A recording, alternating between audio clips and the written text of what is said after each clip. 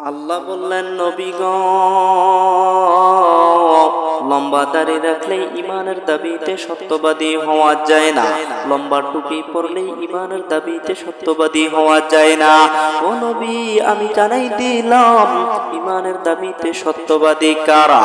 ও গো নবী, ইমানের দাবিতে সত্যবাদী হলো তারা যারা ইমান আনছে আমি আল্লাহর উপরে, 2 নম্বরে ইমান আনছে আপনার উপরে।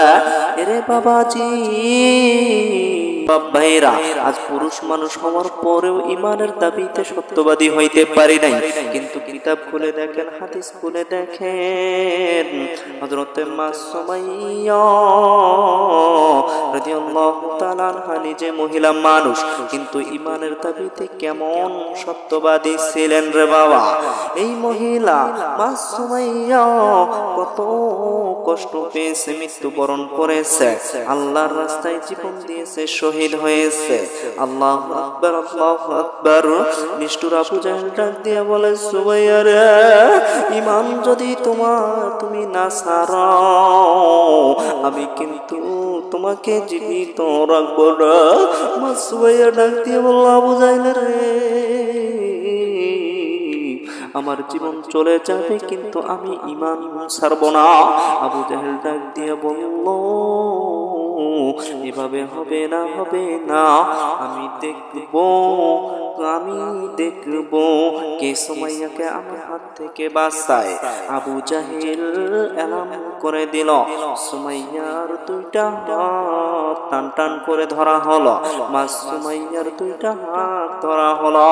এরপরে আবু জাহেল সিদ্ধান্ত নিল তার কাপড় খুলে ফেলা হবে, তার কাপড় খুলে ফেলা হবে। যখন তার কাপড় ধরে টান দেওয়া হলো, মা সুমাইয়া ডাক দিয়ে বলল, আল্লাহ, এই নিষ্ঠুর আবু জাহেল আমার ইজ্জত সম্মান নিয়ে টানাটানি করে। চাই না আমি দুনিয়ার ইজ্জত সম্মান, আমি চাই আখিরাতের ইজ্জত সম্মান। সুবহানাল্লাহ। আবু জাহেল ডাক দিয়ে বলল, এভাবে হবে না, দাও দাও, আমার হাতে বর্ষা দাও, আমি ওর ঈমান আনার স্বাদটা আজকে মিটাই দেই। এইবার আবু জাহেল মা সুমাইয়ার কাছে গেল আর ডাক দিয়ে বলতে লাগলো, সুমাইয়ারা, ঈমান রাখবা না ছাড়বা? সুমাইয়া ডাক দিয়ে বলল, আবু জাহেল রে, এরে মক্কার কাফেরের লিডার, আমি জীবন দিতে রাজি কিন্তু ঈমান দিতে রাজি না। কারণ আমি আমার মনে কোনো সন্দেহ করি নাই, আমি ঈমান আনছি আমার আল্লাহর উপরে, ঈমান আনছি নবীর উপরে, এমনকি আমার জান মাল দিয়ে আল্লাহর রাস্তায় জীবন দিতে রাজি আছি।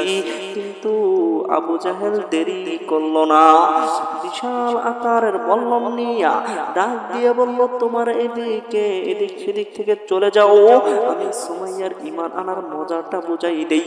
নিষ্ঠুর আবু জাহেল বল্লমটা নিয়া, ধারালো তীরটা নিয়া রে বাবা, মা সুমাইয়ার ডানে মারে নাই, বামে মারে নাই, মা সুমাইয়ার ডানে আঘাত করে নাই, বামে আঘাত করে নাই। বাজানো যখন একেবারেই আঘাতের পর আঘাত করা শুরু করলো, ডানে মারলো না, বামে মারলো না, শুধু তলপেটের মধ্যে আঘাত করলো। তলপেটের মধ্যে আঘাত করার পর বাজানো যখন একেবারেই হত্যার উপক্রম হয়ে গেল, তখন হযরতে মা সুমাইয়া